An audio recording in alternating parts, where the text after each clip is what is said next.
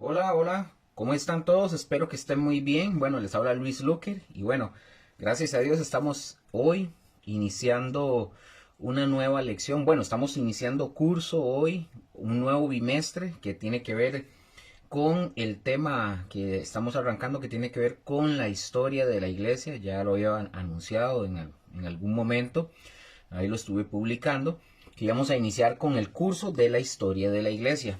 Es un curso bastante interesante donde vamos a aprender bastante con respecto a la iglesia, su formación, cómo inició, etcétera, cómo hubo también un decaimiento en la iglesia. También vamos a aprender dónde fue que hubo esa, por así decirlo, esa separación entre la iglesia. Recordemos, esto lo vamos a ver con el pasar del estudio, pero la iglesia al principio fue 100% judía, inició 100% judía, y luego los gentiles empezaron a llegar, y vamos a ver dónde, en qué punto de la historia fue que hubo esa separación, ¿verdad? De judíos con gentiles. Todo eso lo vamos a ver para aprender. Hay que aprender de la historia bastante, ¿verdad? Porque si nosotros no aprendemos de la historia, vamos a seguir cometiendo los errores, este, que hoy se viven dentro de las iglesias. Entonces, hoy nosotros vemos un montón de cosas y de herejías y un montón de prácticas que se están dando simple y sencillamente por también, no solo por ignorar las escrituras, sino por ignorar también la historia, sus inicios, qué pasó, todo, todo. Entonces, bueno, gracias al Señor, como dije, vamos a iniciar. Hoy vamos a iniciar con el curso, estamos hoy con la lección número uno y estamos con el curso de la historia de la iglesia. Y vamos a iniciar con la lección del día de hoy. Hoy vamos a ver cómo inició la iglesia y cuál fue la tarea que le fue asignada a la iglesia en esto, para no alargarlo, porque los temas son largos. Y creo que me va a llevar más de una hora cada lección. Entonces, voy a iniciar de una vez para eso. Entonces, hoy vamos a ver la lección uno, cómo fue ese inicio de la iglesia y cuál fue la tarea que la iglesia debía de hacer, o la tarea que le fue asignada. Entonces, como dije, vamos a estudiar en este bimestre la historia de la iglesia y vamos a poner ahorita como el tema principal la iglesia primitiva del primer siglo. Este es un tema general, ¿verdad? La iglesia primitiva del primer siglo. Ahora, la iglesia del primer siglo después de Cristo, pongan atención, la iglesia después de Cristo, del primer siglo, perdón, después de Cristo, porque recuerden que antes no había iglesia, ¿verdad? Por eso digo la iglesia primitiva del primer siglo, porque antes no había iglesia. Porque antes de Cristo, repito, no había iglesia. La Biblia, mis hermanos, contiene la historia de Cristo. Y hablar de la historia de Cristo es también hablar de la historia de la iglesia, porque la historia de la iglesia es la historia de Cristo, básicamente. Entonces, mis hermanos, la historia de la iglesia es una continuación de la historia bíblica. Hay mucha gente, quiero decir esto, hay mucha gente que no considera, ojo con esto, hay gente que no considera importante la historia de la iglesia, no lo considera importante estudiarla o conocerla. Y cuando nosotros estudiamos, por ejemplo, la historia de la iglesia, bajo los límites o los principios de la palabra de Dios, siempre vamos a encontrar principios interesantes o cosas que nos van a ayudar mucho en el desarrollo de la iglesia. Ahora, es imposible, es imposible que ustedes y yo podamos comprender el estado actual 2024. Es imposible que ustedes y yo podamos comprender el estado actual del cristianismo si nosotros no lo hacemos precisamente a la luz de la historia. Y ojo, la ignorancia de la historia de la iglesia sería básicamente ignorar la misma Biblia. Hago un comentario. Como ustedes pueden ver, o sea, yo tengo la enseñanza aquí de frente en la computadora, entonces yo obviamente, conforme voy viendo lo que voy desarrollando, yo tengo que ir viendo la enseñanza. Un día me preguntó una amistad y me dice, pero usted ya lo tiene ahí, usted solo lo lee. No, yo no solo lo leo, yo no solo lo leo, porque, o sea, si usted va a la universidad, y se lo digo porque yo trabajé para una universidad y escuché muchas veces a estudiantes decir, Uy, es que este profesor llega al aula, llega con el libro, no llega con las clases preparadas, solo llega y dice que el profesor, algunos, porque habían varios, pero algunos de esos profesores venían, abrían un libro y decían, hoy vamos a ver página 70, porque no preparaban las lecciones con anticipación, no preparaban su estudio, lo que tenían que dar, entonces venían a las lecciones en la universidad, o sea, ¿qué clase de profesor es ese? ¿Qué clase de profesional? Entonces, para que ustedes sepan, sí, como alguien me dijo, sí, pero usted tiene su enseñanza y usted la lee. No, yo no la leo. Yo voy viendo por qué punto voy, yo voy desarrollando, pero yo tengo que ir viendo. Entonces, yo tengo que ser decente y tengo que ser una persona prudente y también ¿cómo se llama? Responsable de tener preparadas las lecciones que vengo a darles a ustedes, porque no vengo a como, bueno, la historia de la iglesia, espere para ver, porque yo no sé si fue en el año 300, no, no, mentira, estoy en el 100, no, yo vengo ya con las lecciones preparadas para poder darles la lección de forma, vamos a ver, con calidad, ¿verdad? Buen fundamento, con buena información, en orden, como debe de ser. No así que, ay, hoy que vamos a ver, vemos en la Biblia, no sé, agarremos el versículo tal y pensemos, no, no. Todos los cursos que ustedes van a ver en la escuela, todos están bajo ese formato, obviamente. Yo tengo aquí la enseñanza, entonces yo voy en ese orden y voy enseñándoles, termino y en la siguiente y sigue, o sea, no hay un desorden, no hay ¿cómo se llama? Como disparando para todo lado, no. Vamos en orden, entonces cuando ustedes ven que yo estoy observando hacia abajo es porque estoy viendo aquí por dónde voy, para no perderme, obviamente. Entonces sería irresponsable de mi parte, como el ejemplo del profesor que yo les acabo de poner, que nada más llega y, ay, bueno, hoy tengo una enseñanza, aquí les traigo esto, abran la página tal. No, yo ya tengo las lecciones preparadas.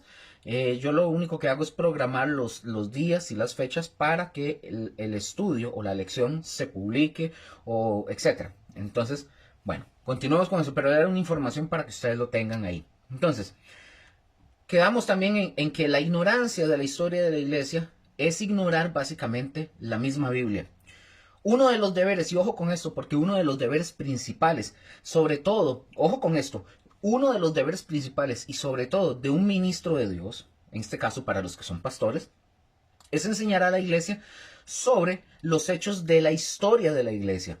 Pero por eso es que, mis hermanos, fíjense bien qué material y qué herramientas ustedes y yo vamos a tener al final, porque van a tener ustedes, por ejemplo, esto de la historia de la iglesia que van ustedes a aprender hoy, y en este transcurso de estos 2 meses, y bueno, esta es la historia de la iglesia 1, ¿verdad?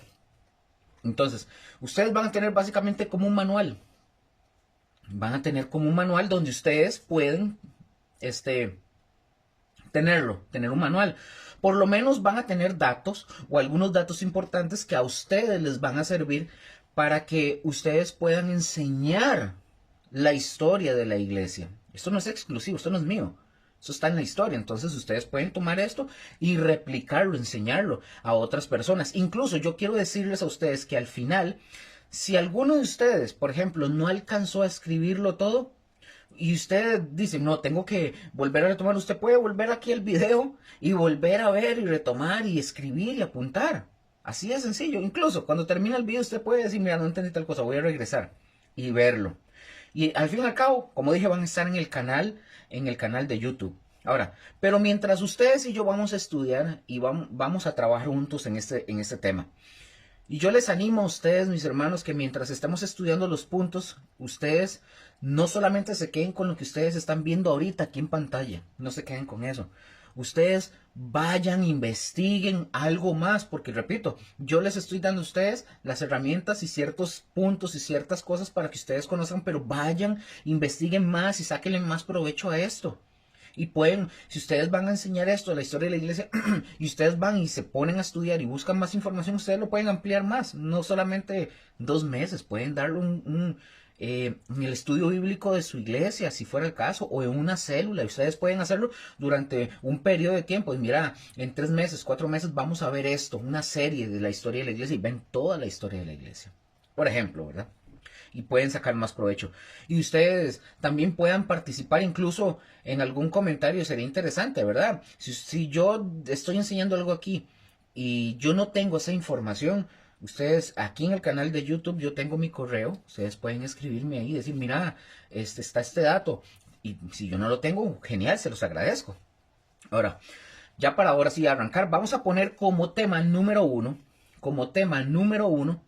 repito, estamos en la iglesia primitiva del primer siglo antes de Cristo. Y vamos al tema número uno, muy importante. Cuando nosotros estudiamos la historia de la iglesia, nosotros debemos saber preguntas como estas. ¿Como cuáles, Luker? Bueno, número uno, esta pregunta. ¿Cómo inició la iglesia y cuál fue su tarea? ¿Cómo inició la iglesia y cuál fue su tarea?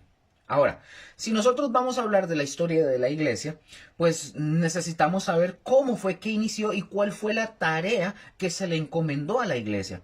Así que vamos a comenzar ya de una vez con una narración que es muy conocida, que está en Mateo capítulo 16, versículos del 13 al 19. Leo para ustedes. Tal vez ustedes parezcan que va rápido, pero como yo estoy grabando, entonces ustedes pueden pausarlo, ustedes pueden abrir su Biblia y pausar y leerlo si fuera el caso. Igual yo se los leo acá. Mateo capítulo 16, versículo 13 al 19 dice, viniendo Jesús a la región de Cesarea de Filipo, preguntó a sus discípulos diciendo, ¿quién dicen los hombres que es el Hijo del Hombre? Ellos dijeron, unos Juan el Bautista, otros Elías y otros Jeremías o alguno de los profetas. Y él les dijo, Jesús les dijo, ¿y vosotros quién decís que soy yo? Dice Jesús. Bueno, la pregunta Jesús les pregunta a sus discípulos porque, repito, sería la pregunta que Jesús nos hace también a nosotros. Y bueno, qué bendición ahora que a estas alturas, ¿verdad? De la vida, yo creo que muchos de nosotros ya tenemos un conocimiento un poco más amplio y nosotros podemos decirlo de quién es Jesús. Nosotros podemos decir quién es Jesús, porque en aquel entonces, en aquel momento, le hace la pregunta a sus discípulos para ver qué es lo que sus discípulos pensaban de él. Y la gente básicamente piensa así. Pero Jesús quería ver qué pensaban ellos y entonces, ojo con esto, y entonces cuando él pregunta, responde Simón Pedro. Versículo 16, él responde y dice, respondiendo Simón Pedro, dijo, tú eres el Cristo, el Hijo del Dios viviente. Es decir, Pedro lo reconoció a Jesús como el Mesías. Ellos, recordemos algo, ellos eran judíos y esta es una respuesta tremenda. Es una respuesta tremenda la que está dando Pedro en ese momento. Y Jesús le dice, versículo 17, entonces le respondió Jesús, bienaventurado eres Simón, hijo de Jonás, porque no te lo reveló carne ni sangre, sino mi Padre que está en los cielos. Ahora, y vean esto, vean qué interesante. Después de la declaración que hace Pedro y de lo que Jesús le está diciendo el por qué hizo esta declaración, Jesús habla aquí una revelación muy interesante. Todavía no sucedía, pero estaba por suceder. Versículo 18. Y le dice Jesús a Pedro, y yo también te digo que tú eres Pedro. Aquí vamos a entrar en un tema interesante. Aquí la palabra Pedro, viene de una palabra griega que es Petros, del Strong 4074. Petros. ¿Qué significa básicamente Pedro? No sé si ustedes se acuerdan que Jesús le llamó así, pero su nombre no era Pedro. ¿Cuál era el nombre de Pedro? Era Simón. Ese es su verdadero nombre, Simón, pero Jesús lo llamó Pedro. Acuérdense recuerden esto, que cuando hay un cambio de nombre, siempre es por la transformación, es decir, lo que Dios va a hacer en la vida de alguien. Eso es lo que Dios está viendo. Entonces aquí le está diciendo, y yo también te digo que tú eres Pedro, es decir, Petros.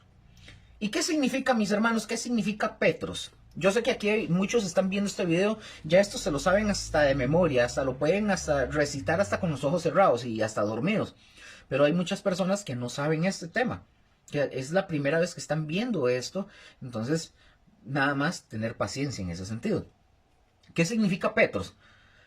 Significa, en un sentido, un pedazo de piedra, una piedrecita, un pedazo de roca, por así decirlo. No se está refiriendo, Petros no se está refiriendo a una roca completa, ni se está refiriendo a una piedra completa. Se está refiriendo a un pedacito, a un pedazo de piedra. Por eso es Petros. Ahora, hagamos de cuenta qué significa para nosotros el día de hoy en una construcción, por ejemplo, eso, la piedrecita, porque esa es la idea que está dando la piedrecita cuando dice Petros, es de una construcción. Para nosotros sería, por ejemplo, en este caso podríamos ponerlo como un ladrillo o un bloque de una casa, ¿verdad? Porque nosotros nos vamos a dar cuenta que el primer ladrillo, por así decirlo, el que pone el primer ladrillo, ¿ustedes se acuerdan quién fue el que lo pone? Es Pedro, precisamente. Pedro es el que pone precisamente el primer ladrillo. Vamos a irlo viendo. Versículo 18 nuevamente. Y yo te digo que tú eres, Pedro, es decir, Petros. O sea, y sobre esta roca, vea que ahí está hablando Jesús y dice, y yo también te digo que tú eres Pedro, es decir, Petros. Y sobre esta roca, aquí ya cambia, ya no es Petros. Cuando dice roca, Jesús, ya ahí no es Petros. Esa palabra roca ya no es Petros. Esa palabra ahí roca es Petra, del Strong 4073. Petra. Y aquí Petra, esta palabra Petra, roca, significa una roca completa, o una peña, o una montaña. También se le menciona como piedra, roca o peña. Yo no sé si ustedes se acuerdan también que en el Antiguo Testamento, cuando andaban en el desierto, dice que encontraron una peña, por ejemplo, y una peña grande. ¿Y qué era una peña? Una roca grande, básicamente. Entonces Jesús le dice, Jesús, perdón un momento, le dijo, ok. Entonces nosotros vemos, por ejemplo, en el caso de Moisés, recordemos para ver este tema. En el tema de Moisés, recordemos que el pueblo tenía sed en el desierto.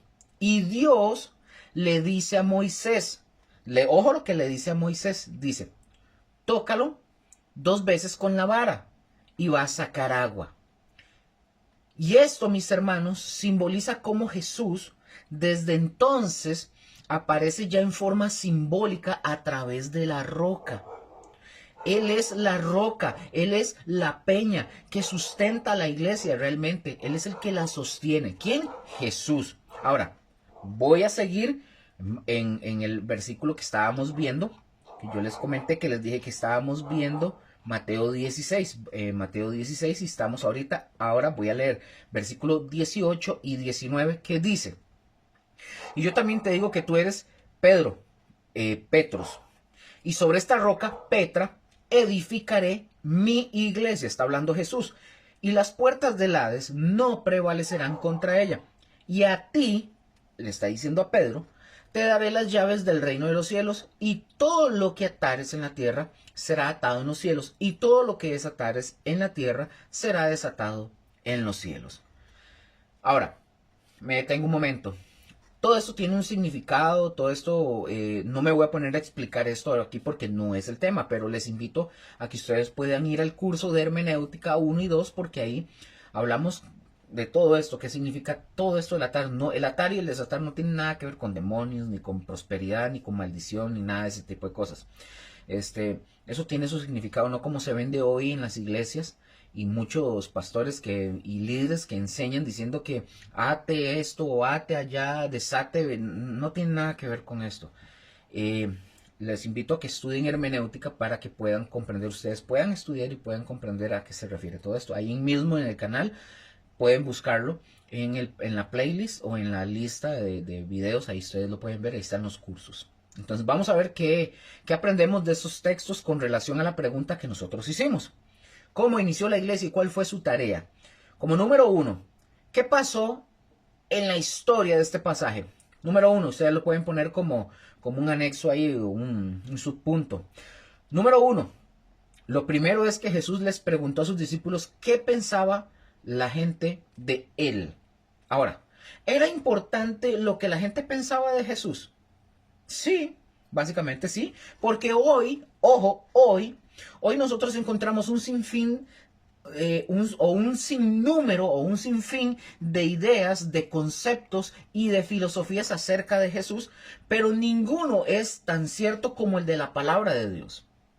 La palabra de Dios lo presenta tal cual como es Jesús. Ahora, también yo les pregunto, Jesús también les preguntó a sus discípulos y Pedro, ojo, y Pedro, nosotros vimos que hizo una fuerte declaración a la pregunta de Jesús. Y Pedro lo está reconociendo como el Mesías esperado por las Escrituras. Y recuerden que son judíos.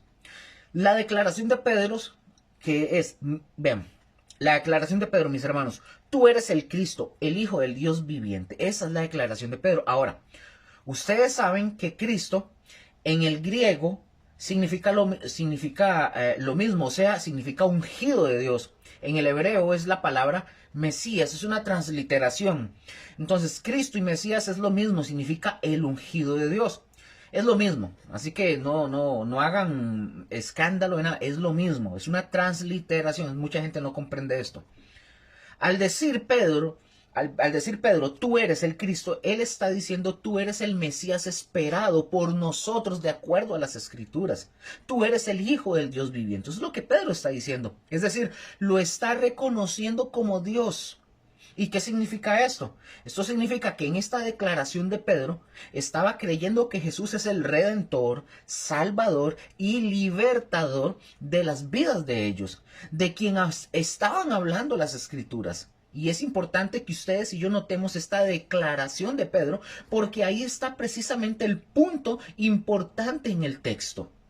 Jesús le dijo a Pedro, bienaventurado eres porque no te lo reveló carne ni sangre, sino mi Padre que está en los cielos.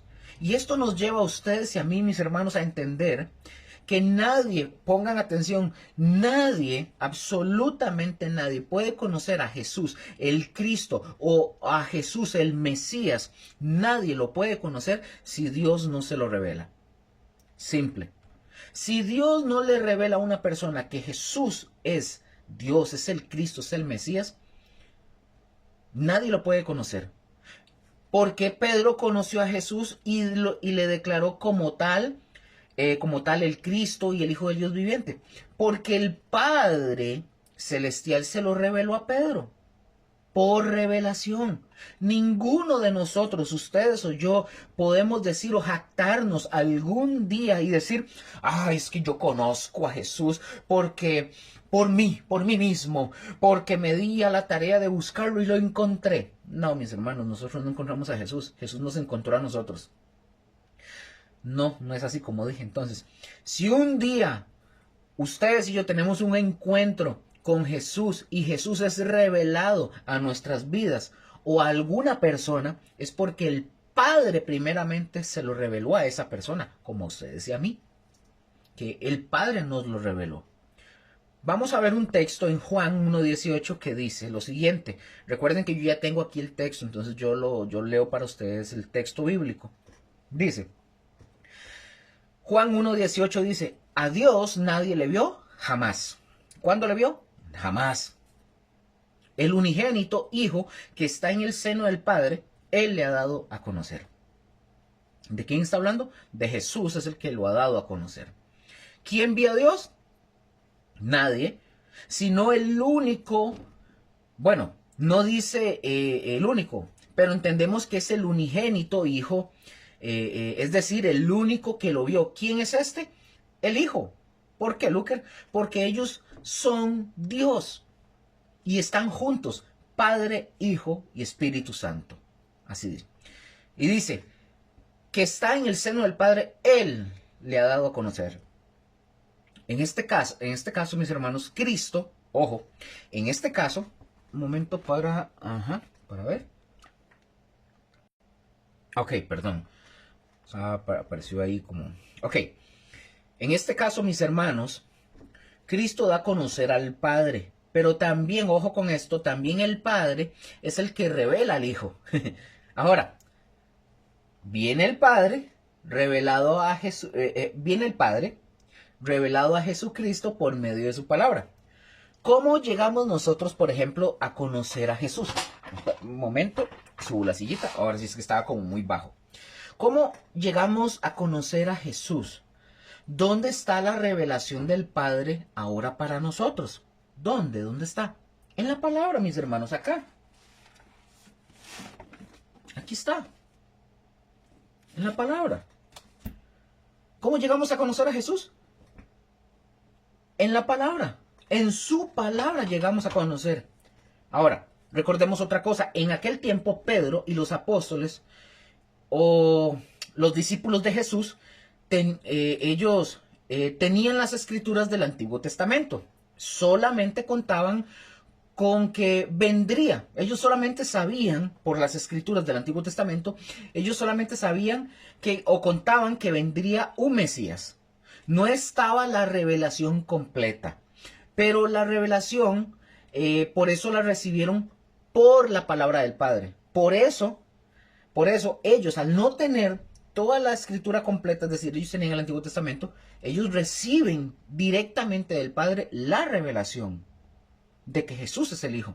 Hoy nosotros tenemos la Biblia y ahí lo reconocemos. Ahora, Pedro recibió esta revelación. Pedro recibió esta revelación de Jesús. Y nosotros decimos que la historia, recuerden, y nosotros decimos que la historia de Jesús es la historia de la iglesia.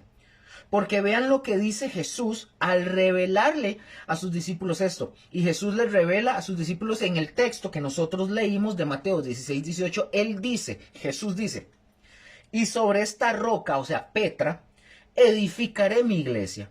¿Qué es lo que está diciendo Jesús, mis hermanos? A Pedro le dijo, recordemos, a Pedro le dijo, tú ya no eres Simón, tú eres ahora Pedro, o sea, Petros. No es Petra, es Petros. Y ya dijimos que Petros significa un pedacito de piedra. Y ahorita vamos a ver por qué un pedacito de piedra. Pero cuando dice sobre esta roca, se está refiriendo a Petra. Jesús dice, sobre esta roca se está refiriendo a Petra. Que en el griego, es Petra, y ustedes lo ven en el texto griego, en la escritura, no es Petros, es Petra, que significa roca o peña. Y se está refiriendo, ojo, cuando Jesús se está refiriendo a Petra, a esa peña, se está refiriendo a la declaración que Pedro acababa de hacer, la declaración de él de que Jesús es el Cristo, que es el Hijo de Dios. Esa es la roca, esa es Petra, esa es la peña.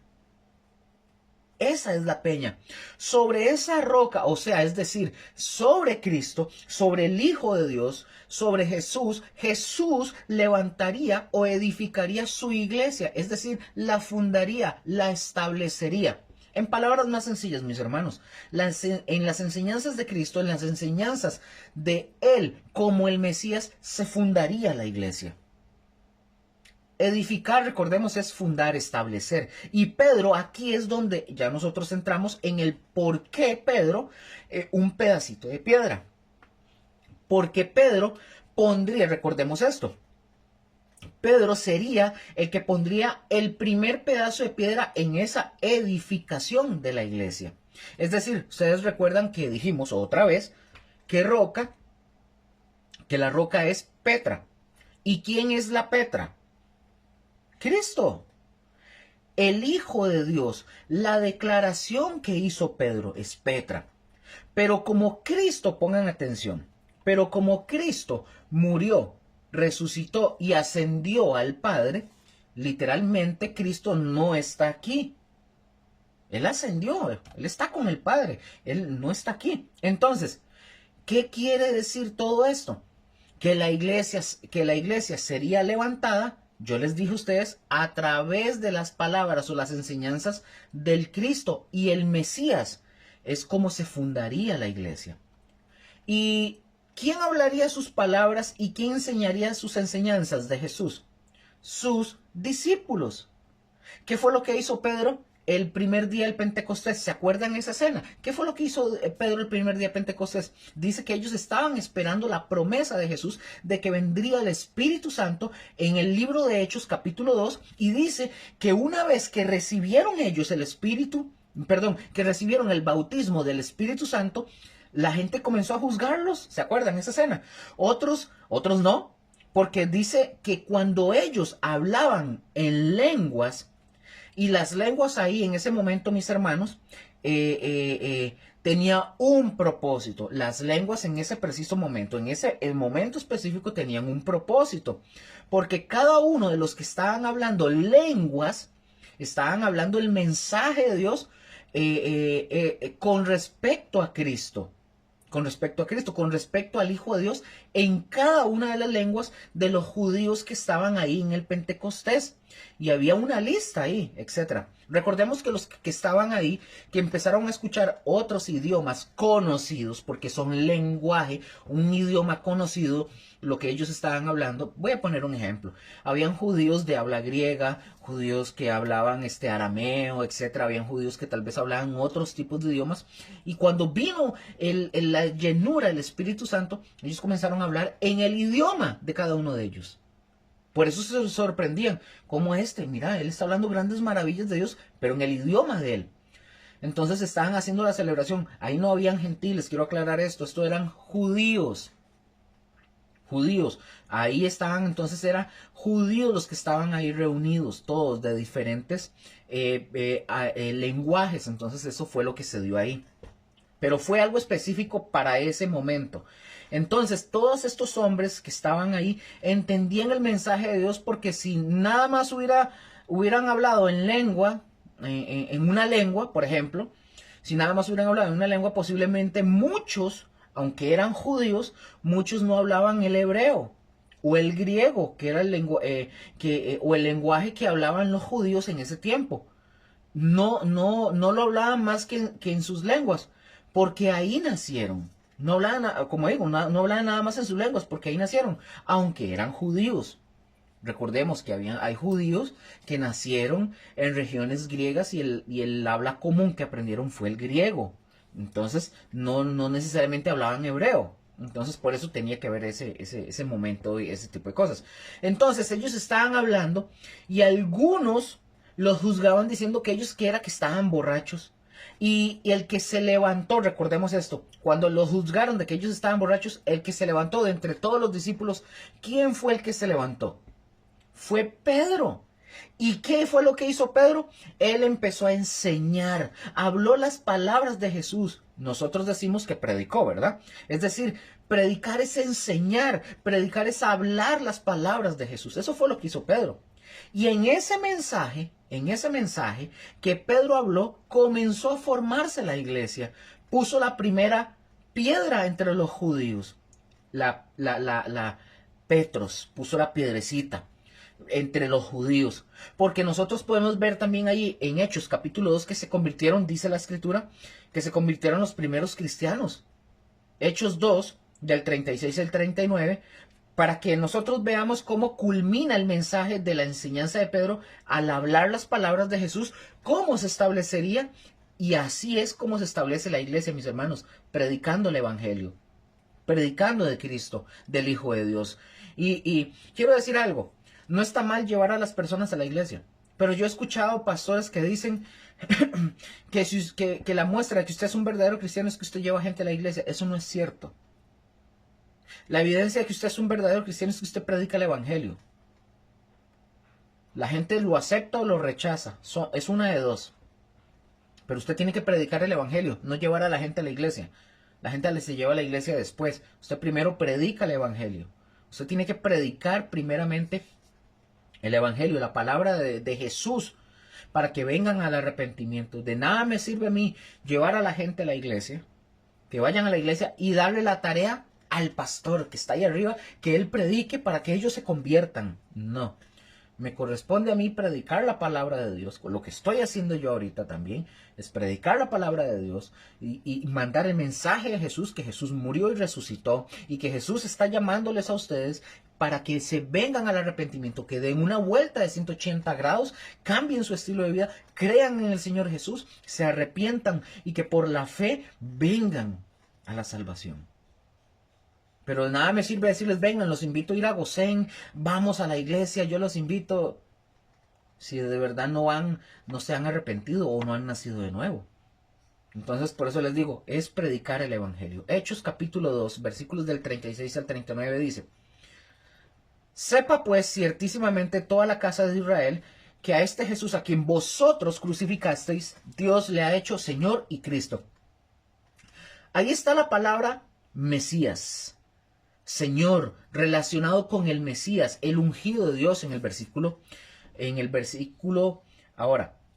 37, vemos que al dar este mensaje, Pedro, estas palabras de Jesús, hay gente que se convierte y dicen, al oír esto se compungieron, en el versículo de Hechos 2, versículo 37, al oír esto se compungieron de corazón y dijeron a Pedro y a los apóstoles, varones hermanos, ¿qué haremos? Vean cómo estaban. Y Pedro sigue enseñando, Pedro les dice, versículo 38 y 39, arrepentíos, ojo, el mensaje del evangelio. Arrepentíos y bautícense cada uno de vosotros en el nombre de Jesucristo para perdón de los pecados y recibiréis el don del Espíritu Santo. Porque para vosotros es la promesa y para vuestros hijos y para que todos los que están lejos, para cuantos el Señor nuestro Dios llamare. Y por ahí nosotros, en el versículo 41, si nosotros nos brincamos, dice esto, versículo 41. Así que los que recibieron su palabra, noten esto, mis hermanos, noten esto, recibieron su palabra, su enseñanza. ¿Cuál palabra?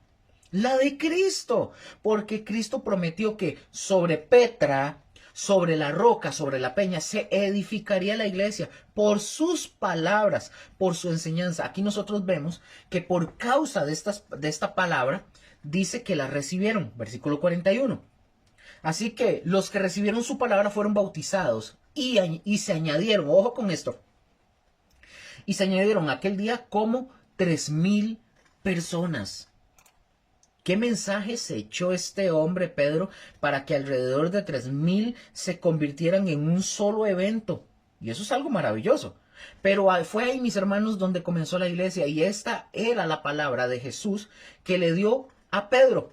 Tú ya no serás Simón, serás Petros, un pedacito de piedra, un ladrillo. Es decir, un bloque. La primera piedra al edificar mi iglesia la vas a poner tú. ¿Qué es? Predicar el evangelio. La vas a poner tú. Y eso fue lo que hizo Pedro. Pero no solamente con los judíos. Nosotros vamos a ver que también lo hizo con los gentiles. En Hechos capítulo 10, versículos 34 al 36 dice: entonces Pedro, abriendo la boca, dijo: en verdad comprendo que Dios no hace acepción de personas, sino que en toda nación se agrada del que le teme y hace justicia. Dios envió mensaje a los hijos de Israel anunciando el evangelio de la paz por medio de Jesucristo. Este es Señor de todos. Y yo quiero que ustedes noten algo muy importante, porque parte del fundar la iglesia, establecer la iglesia, el mensaje central es Cristo. Y nosotros no podemos enseñar nada fuera de Cristo. Simple y sencillo. Ustedes se fijan en eso, porque vean todo lo que dice ahí. Entonces dice en el verso 38 hasta el 41, dice: como Dios ungió, hablando de Hechos, ¿verdad? Estamos en Hechos. Como Dios ungió con el Espíritu Santo y con poder a Jesús de Nazaret, y como éste anduvo haciendo bienes y sanando a todos los oprimidos por el diablo, porque Dios estaba con él. Y nosotros somos testigos de todas las cosas que Jesús hizo en la tierra de Judea y en Jerusalén, a quien mataron colgándole en un madero. A este levantó Dios al tercer día e hizo que se manifestase, no a todo el pueblo, sino a los testigos que Dios había ordenado de antemano. A nosotros que comimos y bebimos con él después que resucitó de los muertos. Ahora, en el versículo 44, noten lo que pasa aquí.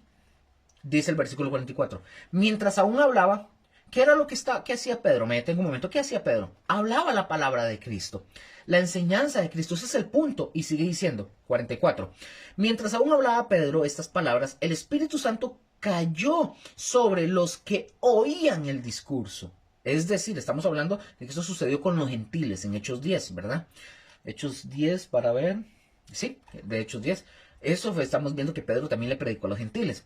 Es decir, nosotros vemos el cumplimiento de la palabra que le dio Jesús a Pedro. Ahora, dice, tú eres Pedro, o sea, Petros, y sobre esta roca edificaré mi iglesia.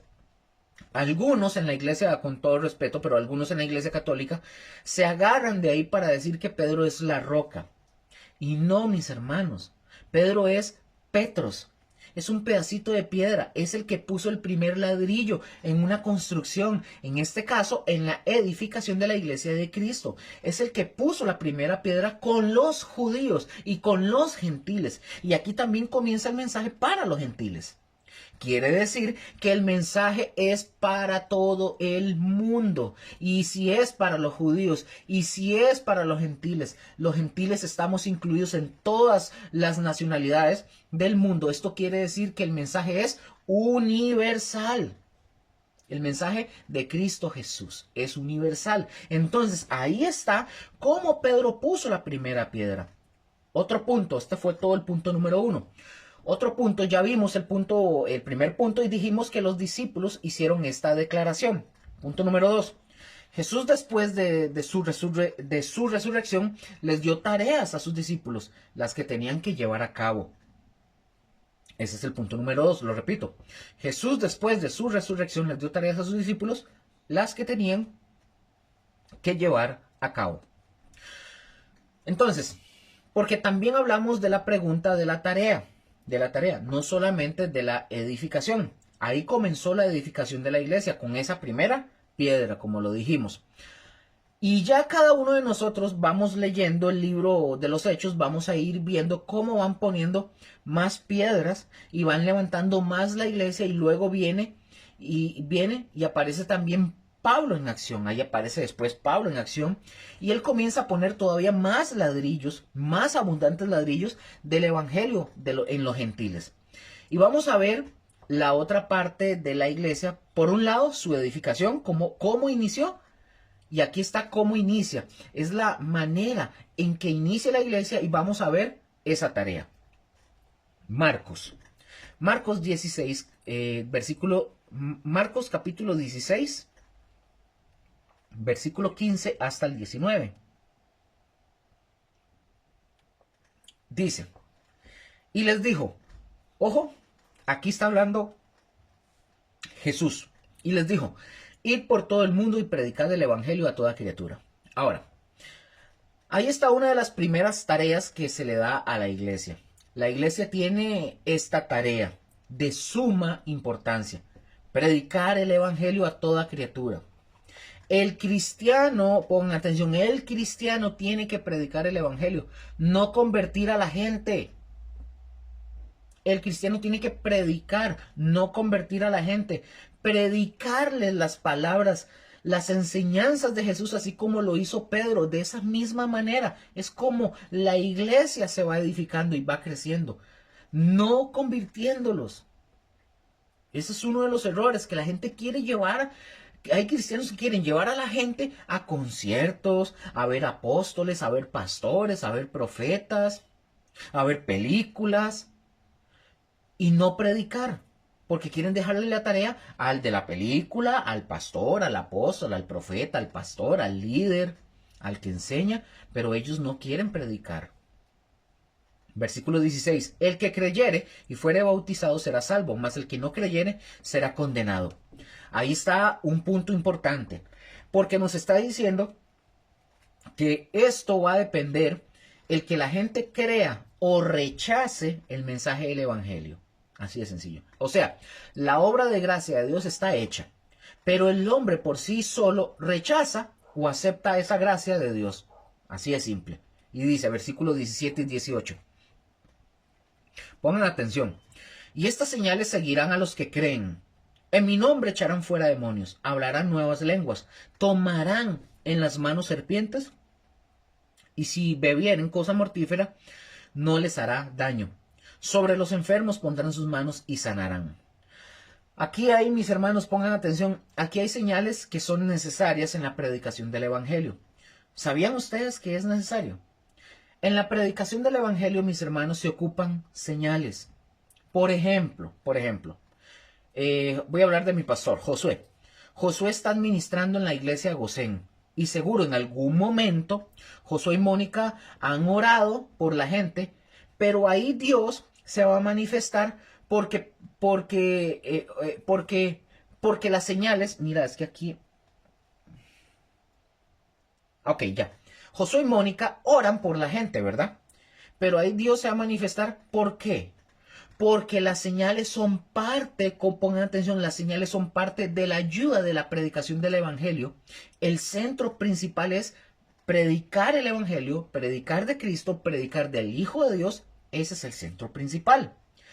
Pongan atención, las señales no. El centro principal es predicar a Cristo. Las señales no. Las señales son secundarias. Las señales vienen detrás de la predicación. Amén. Siempre recordemos esto. El centro principal es el mensaje que debemos de dar de Cristo. Si hay señales, y esto quiero aclarar algo. La gente a veces busca señales de primero. No, las señales son secundarias. Hay que predicar. Pero Luker, y si no hay señales, no pasa nada. Tienes que predicar el mensaje. Los señales y los milagros, aunque no hayan, tienes que predicar. Y si hay señales después de que usted predicó y enseñó, pues gloria a Dios. Pero los milagros y las señales no convierten a nadie. Y no cambian a nadie. ¿Cuántas gentes no han estado metidos en, ¿cómo se le llama esto? Cruzadas evangelísticas y un montón que ustedes ven milagros y sanidades. Llegan gentes que dicen, es que yo tengo un problema en el corazón, que en el estómago y un sinfín de cosas. Termina la cruzada, pero siguen comiendo como chanchitos, siguen emborrachándose, siguen hablando mal, pero se fueron con el milagro. Entonces, una anécdota. Una señora llegó donde un pastor, tenía sida. Esta señora rondaba, ya era una adulta mayor, y llegó donde el pastor y le dice, señor, pastor, es que yo quiero que usted ore por mí, para que me sane. Entonces el pastor le dice, no, perdón, yo no sano, el que sana es el Señor Jesús, si Él quiere. No, es que yo he visto que usted pone sus manos y la gente se cura, usted es el que cura, usted es el que sana. No, no soy yo. Es que yo lo vi. Bueno, la señora, al final de cuentas, el pastor le dice, bueno, ok, yo puedo orar, puedo poner mis manos y puedo orar para que el Señor te sane, si Él quiere. Pero la pregunta del millón, Él te puede sanar, sí. Pero la pregunta del millón es, ¿tú naciste de nuevo ya? Y la señora se queda y hace, sí, ya, sí. Él entendió que no. Entonces, esta señora, él le dice, o sea, el Señor te puede curar. El Señor, yo puedo orar y el Señor te puede sanar. Pero te va a sanar para que sigas andando en tu vida de delitos y de pecados. Vas a seguir muriendo y vas a morir en pecado. Te vas a ir al infierno si no naces de nuevo. El Señor te puede sanar. Ah, ¿cómo no?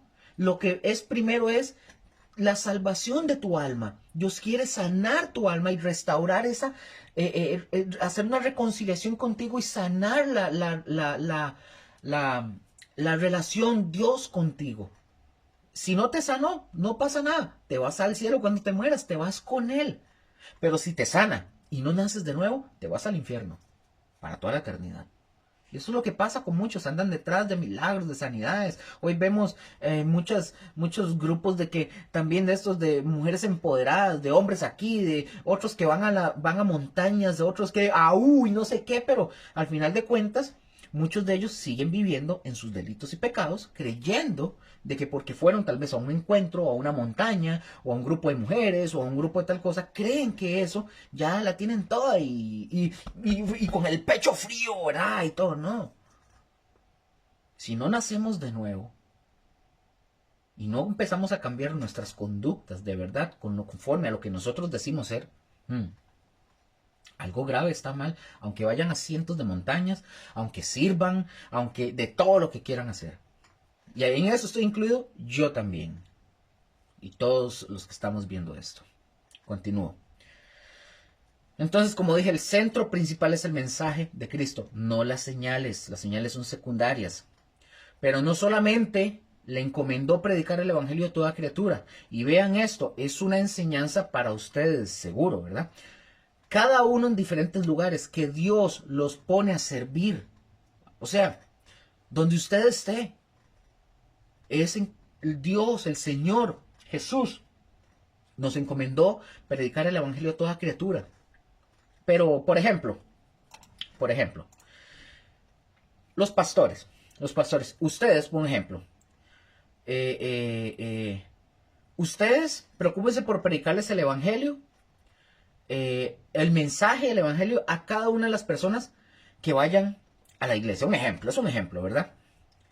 Pero si usted, vamos a ver, si usted está en un lugar, si está en una oficina, en una fábrica, y las personas que vengan o estén en ese lugar, enséñeles, predíqueles. Los pastores deben enseñarle a sus congregantes, a sus discípulos, que donde están, donde ustedes estén, vamos a ver, no todos son pastores, yo no soy pastor, pero donde nosotros estemos colocados en nuestro trabajo, en la universidad, en la escuela, en el colegio, en la calle, en donde sea, los pastores tienen que enseñarle a sus congregantes, a sus discípulos, enséñenles que en los trabajos, en las casas, donde nosotros nos movamos, prediquemos el evangelio. Y no necesitamos hacer campañas evangelísticas. No ocupamos hacer cruzadas o campañas evangelísticas, con solo que ustedes y yo hagamos el trabajo donde estemos. ¿Por qué, Luker? Porque ese es el verdadero mensaje del evangelio. O sea, el mensaje del evangelio no es hablarle bonito a las mujeres a empoderarse, a los hombres aquí también, y que amadas del Señor, y les tengo una palabrita, porque el Señor me reveló. No, es prediquen el evangelio, y el evangelio duele también, pero cura, sana. Porque ese es el verdadero mensaje del evangelio. Cuando ustedes tienen gentes en alguna iglesia, si usted es pastor, por ejemplo, un ejemplo, si usted tiene gente en la iglesia, o digamos, si usted tiene gente en la iglesia, o por ejemplo, si usted es mecánico, o si usted es doctor, o usted trabaja en una oficina, o trabaja para el gobierno, o trabaja en lo propio, usted es independiente, o trabaja en un banco, cada uno de ellos debe de predicar el evangelio en la diversidad de actividad y hablar de Cristo. Y es como entonces la gente va a recibir y va a venir al Señor y se va a añadir a la iglesia, como dice la Escritura. No sé si en este punto me di a entender de esto que estoy hablando, porque es que esto no es complejo, pero hay que entenderlo. Tenemos que enseñar a la gente, o guiar, mejor dicho, a la gente a Cristo. Y esto no quiere decir que no podemos, esto no quiere decir que no podamos hacer labor evangelística, o que no podamos salir a predicar, no. Pero tenemos que ser bien honestos, pero uno debe de predicar el evangelio. Ahora, quiero decir algo, si usted quiere hacer una campaña evangelística, hágala, pero el mensaje central es Cristo. El evangelio, hay que predicar el evangelio, no predicarles de que hoy venimos para sanidades y milagros. Que bueno, que se puede hacer, repito, no es que no, pero el centro es Cristo.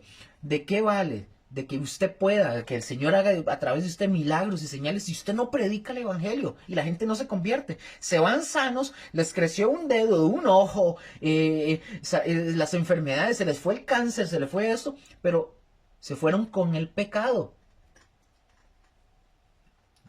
Hay que predicar el evangelio.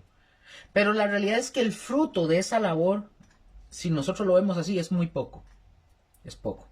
El verdadero fruto, mis hermanos, es aquel que hacemos cada uno de nosotros, cada uno en el lugar donde nosotros nos movamos, en las oportunidades que Dios nos da con la gente que está a la par de nosotros, que le prediquemos el evangelio y que conozcan y que conocen, o sea, te conocen a ti y vienen a los pies de Cristo por lo que usted les predica. También, por ejemplo, yo estuve, para darle un ejemplo, yo estuve en varios trabajos seculares. Yo he tenido trabajos seculares y a mí me tocó, en muchos de esos trabajos seculares, tengo que decírselos, a mí me tocó compartir y predicar en ocasiones. Así es como tiene que ser. Pero no solamente esa parte, hay otra parte muy importante. Por ejemplo, Mateo 28, del 18 al 20, y acuérdense que estamos hablando de los inicios de cómo la iglesia se está fundando, se está estableciendo, y si aprendemos a ver estos principios, pues a quienes Dios nos ponga en algún lugar para trabajar en una célula o algo, pues ahí están para hacer lo mismo, esos principios aplicados para llevarlos a cabo. Mateo 28, del 18 al 20 dice: y se acercó Jesús, Jesús se acercó y les habló diciendo: toda potestad me es dada en el cielo y en la tierra. Y quiero, antes de seguir, quiero que noten esto, porque aquí a veces como que vamos y nos brincamos al versículo 19 de la encomienda, ignorando el versículo 18. Pero el versículo 18 quiero decirles que es básico. Es importante porque Jesús nos está diciendo que la labor que vamos a hacer de predicar el evangelio y de la siguiente que nos va a dar depende mucho de la autoridad de Jesús. ¿Y qué autoridad tiene Jesús? Lo dice el versículo 18. ¿Cuánta autoridad y cuánto poder tiene Jesús? Toda, dice. Versículo 18. Toda potestad me es dada en el cielo y la tierra. Pero por eso nos está diciendo que con esa autoridad y con ese poder, mis hermanos, nosotros no podemos detenernos de hacer lo que Jesús nos dice que hagamos. Segundo, versículo 19. Por tanto, id y haced discípulos a todas las naciones, bautizándolos en el nombre del Padre y del Hijo y del Espíritu Santo, enseñándoles, ahora, otra vez, las palabras, las enseñanzas, enseñándoles que guarden todas las cosas que os he mandado, y he aquí yo estoy con vosotros todos los días hasta el fin del mundo. Amén. Ahora, la primera es que prediquemos el evangelio, pero la segunda ya no dice que prediquemos el evangelio. La segunda, perdón, dice que vayamos al mundo y hagamos discípulos. Esa es otra cosa muy diferente. Un pastor, por ejemplo, un pastor que comienza una iglesia y no hace discípulos, no le va a funcionar la iglesia. Una persona que Dios le da el privilegio de encargarse de algo y no forma discípulos, no funciona. En todo tenemos que llevar a cabo esta doble función. ¿Cuál? Predicar, predicar, pero también hacer discípulos. Esto es algo que la iglesia no hace comúnmente. Y el llamado es para toda la iglesia, no solamente es para algunos que son líderes o algunos que enseñamos o pastores o tienen el llamado de Dios en algo. No, es para todos. Como dije, hoy muchos no hacen esta labor de hacer discípulos. Lo que hacen es, traigan a la gente, vamos a hacer una cena porque hoy es el Día de la Madre, hoy es el cumpleaños del fulano, y traigan gente para que vengan a la iglesia. Es lo que les estaba diciendo al principio. La gente invita a la gente a la iglesia, no los llevan a Cristo, no les predican, porque creen que la labor de predicar de Cristo o de que los conviertan es del pastor o de los líderes. No, es su responsabilidad y la mía de predicar. Todas las personas tenemos que aprender no solamente a predicar y a traer a la gente a la iglesia. Hay que hacer discípulos. Yo puedo predicar. Josué, que es el pastor, puede predicar y llevar gente a la iglesia, pero hay que hacer discípulos y la gente no se compromete en esta labor de discipular a la gente. ¿Y qué significa discipular a la gente? ¿Darles un curso de discipulado? No, mis hermanos. Discipular, mis hermanos, es preocuparse por las personas que no dejen de buscar a Dios, que están estudiando la palabra de Dios. Eso es hacer discípulos. Ahora, yo no estoy en contra de que hayan discipulados, quiero aclarar, pero hacer discípulos no es que alguien se inscriba para que entre al discipulado, para que sirva en la iglesia. Repito, no estoy diciendo, no estoy en contra de eso, se puede hacer. Cuando ustedes hacen esa labor constante, perdón, esa labor constante de eso que estamos hablando, ustedes o yo formamos a las personas.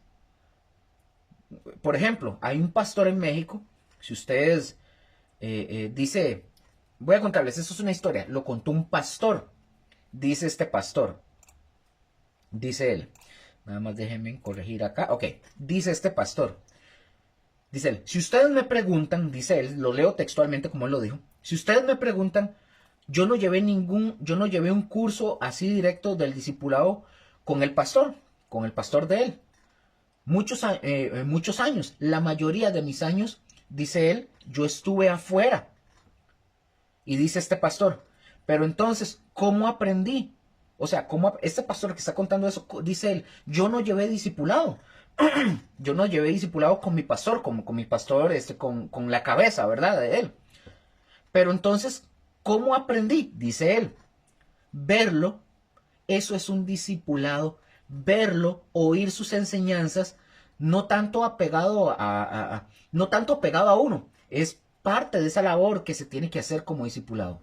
Dijo él, repito lo que dijo este pastor, él básicamente, él está diciendo, él es un pastor que trabaja en esa congregación y él dice, yo nunca llevé un discipulado directamente con su pastor, nunca lo llevó. ¿Cuál fue el discipulado que él llevó? Estar con él, verlo, ver su vida, ver su ejemplo, ver lo que él predicaba, lo que él enseñaba, cómo él lo vivía. Eso es un discipulado. Pero hoy, repito, y quiero decirlo, yo no estoy en contra de eso. Si usted lo hace, sígalo haciendo, no hay problema. Pero si usted, como pastor, como líder, tiene gente, discípulos, y usted cree que solamente es darles un CD, o darles hojas, y venderles libros, o hacerlos ir a reuniones, y usted no tiene relación con ellos, estar con ellos, y que ellos vean de usted que usted ve genuinamente, tiene una vida íntegra como lo que usted predica. Si usted lo tiene y ellos lo ven, te van a seguir, van a ser tus discípulos. Pero si usted no lo tiene, no importa cuántos discipulados haga, qué videos, qué televisores, qué líderes, que véndales todos los folletos que usted quiera, nunca va a consolidar a esa gente como un verdadero discípulo, porque no ven de usted a alguien que se preocupa por usted, que usted se preocupe por ellos. Dice este pastor, nunca llevó un curso discipulado y en muchos años. Dice que él estuvo más bien fuera en otras congregaciones ayudando a ese mismo ministerio, fuera. Entonces, ¿cómo aprendió? Dice que verlo, de ver al pastor, de verlo. Ese es el discipulado. Así fue Jesús con sus discípulos. Sus discípulos lo vieron a él, estuvieron con él, convivieron con él, comieron con él y vieron su ejemplo. Así debe de ser. Entonces, si usted tiene un discipulado y usted le dice a su gente, para poder servir, para poder involucrarse, usted tiene que llevar este curso, llévelo. Sea obediente, llévelo. Pero usted, líder, pastor, se tiene que vivirlo. Tiene que tener relación con su gente para que se consoliden como discípulos, que vean que, wow, este hombre es la imagen de Jesús y que quieran imitarlo a usted. A usted porque usted imita a Jesús, ¿verdad? A eso me refiero. Versículo 19. Por tanto, id y hacer discípulos a todas las naciones, bautizándolos. A veces nosotros creemos que por dar, repito, y vean que, y lo quiero decir también para mí mismo con esto, a veces creemos que por dar un X curso, con eso ya se hace todo. Y bueno, los cursos sí son necesarios, son buenos, son necesarios. Es bueno estudiar como estamos ahorita. No quiere decir que no. Es bueno prepararse, pero la realidad en la práctica es otra cosa. En la práctica tenemos que aplicar los principios importantes y el discipular, mis hermanos, por ejemplo, ¿cómo discipuló Jesús a sus 12 discípulos? Los enseñaba, pero ¿saben cómo los enseñaba? Con la vida práctica. Ahí es donde está el verdadero discipulado, en la vida práctica, no en los cursos, porque ustedes llevan este curso y ustedes pueden llenarse de información y de inteligencia, pero no ser discípulos. Ustedes pueden estar en su congregación y no ser discípulos, pero están con muy buena información. Así de sencillo, es en la vida práctica, así fue como Jesús les enseñó.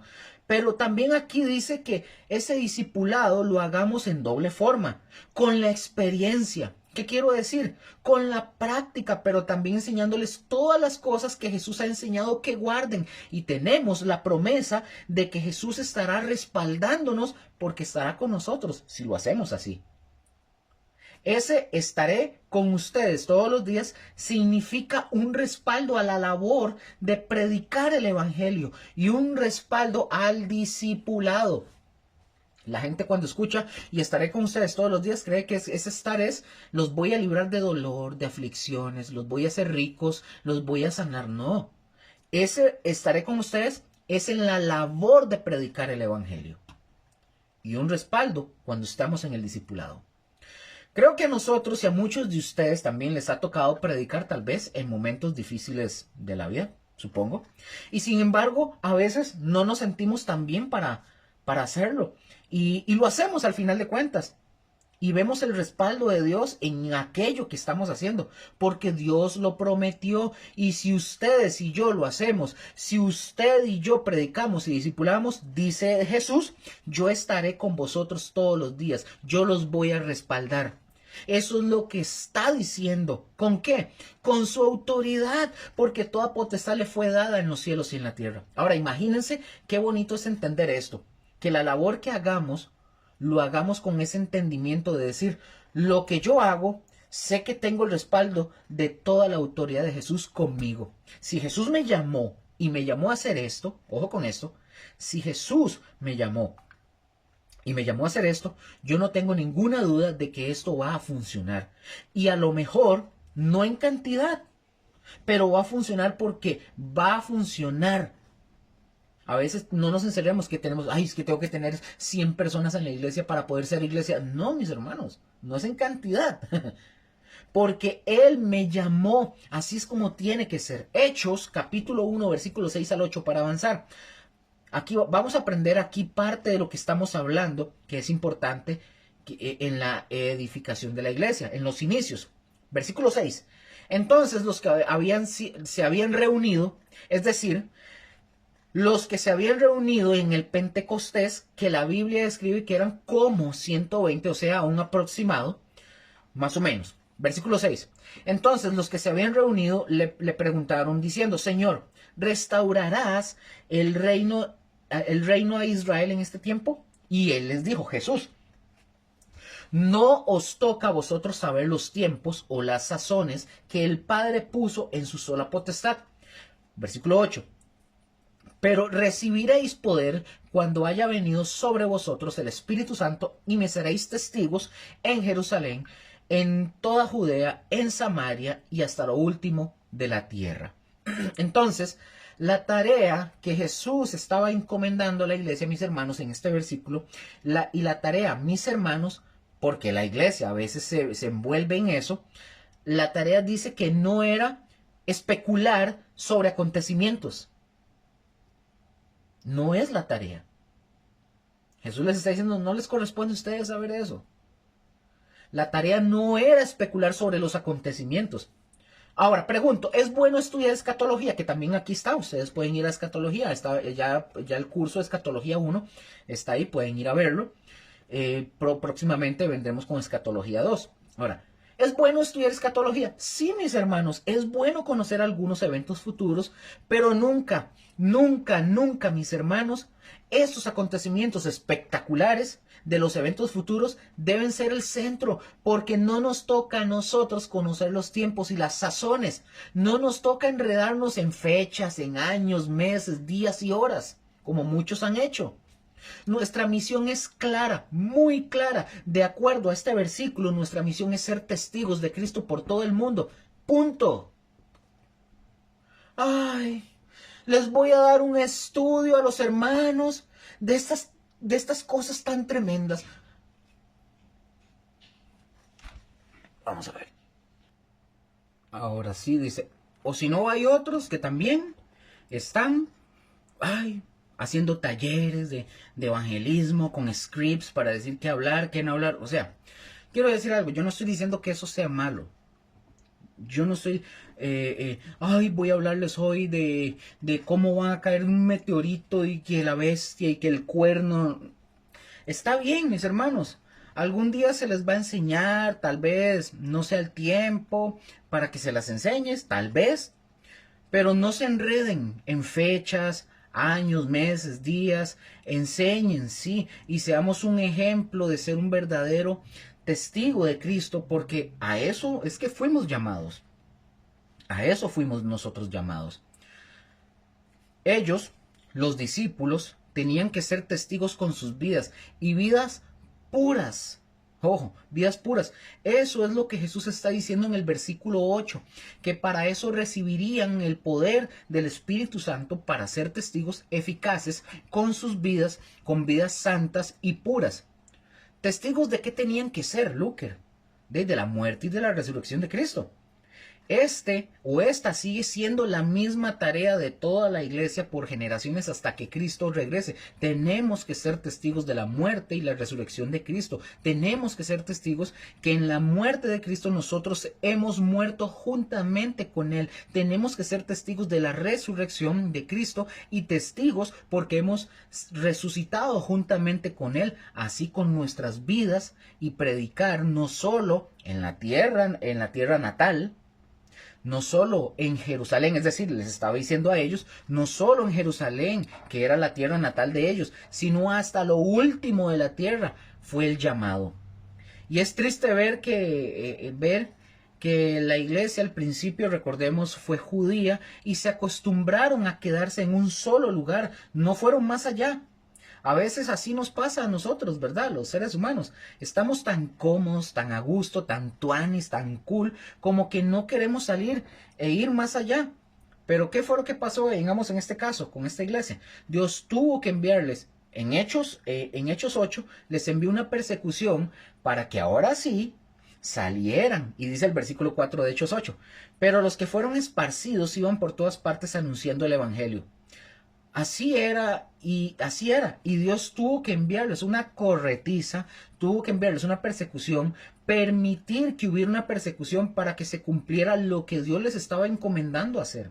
Ahora, este ser testigos, mis hermanos, es muy interesante porque el mensaje de Jesucristo es importante que nosotros asumamos este papel. Por ejemplo, ¿qué es lo primero que Jesús lo primero que les dijo Jesús? Prediquen. Pero primero prediquen en su casa. En su casa. ¿Y su casa cuál era? Jerusalén. Por ahí comiencen. Y fue ahí donde ellos comenzaron, en el Pentecostés, en Jerusalén. Ahí ellos comenzaron. Pero después tenían que irse más allá. Ahora, ese de ir a Jerusalén también es una enseñanza para nosotros el día de hoy. En cuanto al establecimiento de la iglesia, es importante que también nosotros asumamos nuestro papel de llevar el evangelio, de ser testigos de la vida de Cristo, pero ¿en dónde? En primer lugar, o la primera iglesia que debemos trabajar es en nuestra casa, aquí, con nuestra familia. Es nuestra primera iglesia. Algunos dicen, no, yo no soy pastor ni me meto en eso, pero usted es pastor de su casa, de su esposa y de sus hijos. Así de sencillo. Ok, entonces ven, mis hermanos, el mensaje de Jesús siempre fue ese, básicamente siempre fue ese. Por ejemplo, en Mateo capítulo 9, versículo 6, Jesús le dijo a un paralítico, ustedes se acordarán, le dijo a un paralítico que estaba en una casa, y le dijo al paralítico, levántate, toma tu cama y vete a tu casa. Y el paralítico fue sanado, se levantó. Pero ¿a dónde fue que lo mandó Jesús? A su casa. ¿Y para qué lo mandó a su casa? ¿Para que se acostara a ver televisión? No, mis hermanos. Lo mandó para que testificara de lo que acababa de hacer el Cristo, el Hijo de Dios, en su vida. ¿Qué ha hecho Jesús en tu vida y en mi vida? Pues eso es lo que Él quiere, que ustedes y yo vayamos en primer lugar y lo hagamos en nuestra casa, es decir, testificar.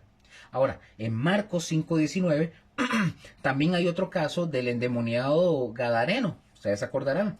Cuando Jesús vino a esta región de los Gadarenos con sus discípulos y se encontraron con este hombre que estaba endemoniado, que vivía, dice que en los sepulcros, un hombre que lo tenían encadenado y que rompía las cadenas. Imagínense la fuerza que debía de tener por estos demonios que había dentro de este hombre. Pero Jesús lo liberó, Jesús lo sanó y dice, ojo, y dice que el hombre ya estando en todos sus sentidos y cabal, o sea, ya normal, la gente lo vio de ser un endemoniado y la gente ya, la gente que le tenía miedo, ahora ya lo tenían de frente como un hombre normal, ya no le tenían miedo. Ahora, este hombre cuando fue sanado, ustedes se acuerdan, fue con Jesús y le dijo, Señor, déjame seguirte. Cuando echaron a Jesús y a sus discípulos de esa ciudad, porque recuerden que a Jesús lo echaron, porque los demonios Jesús expulsó, se fueron a los cerdos y se lanzaron al precipicio. Entonces, ¿qué le dijo Jesús a este hombre? Jesús le dijo a este hombre, fíjense bien,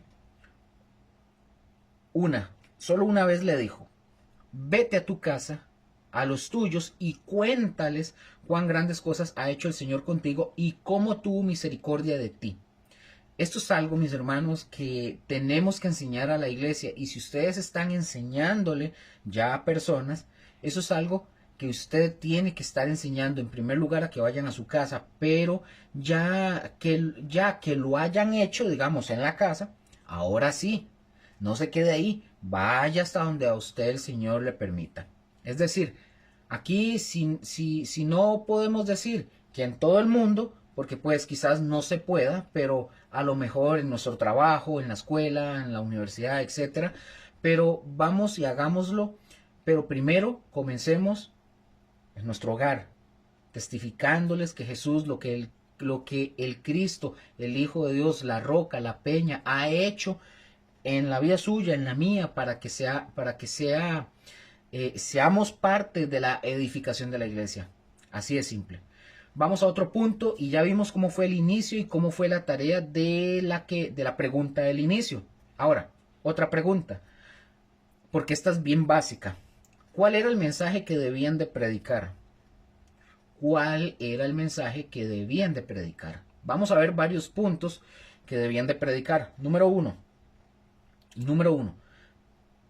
Debían de predicar el arrepentimiento y el reino de los cielos. Debían de predicar el arrepentimiento y el reino de los cielos. Ahora, yo les animo que, por ejemplo, que ustedes estudien sobre el reino de los cielos para que ustedes se den cuenta de el por qué predicar sobre el arrepentimiento y el reino y el por qué predicar del reino de los cielos.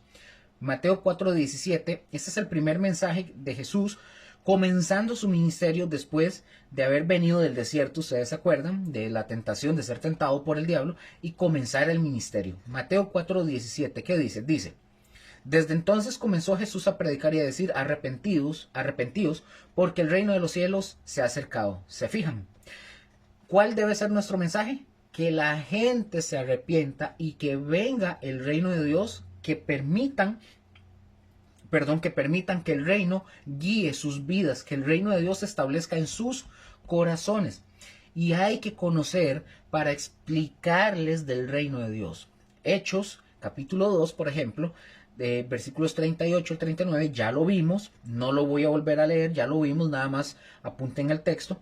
Pedro les predica a aquellos hombres que le dicen, varones hermanos, ¿qué haremos?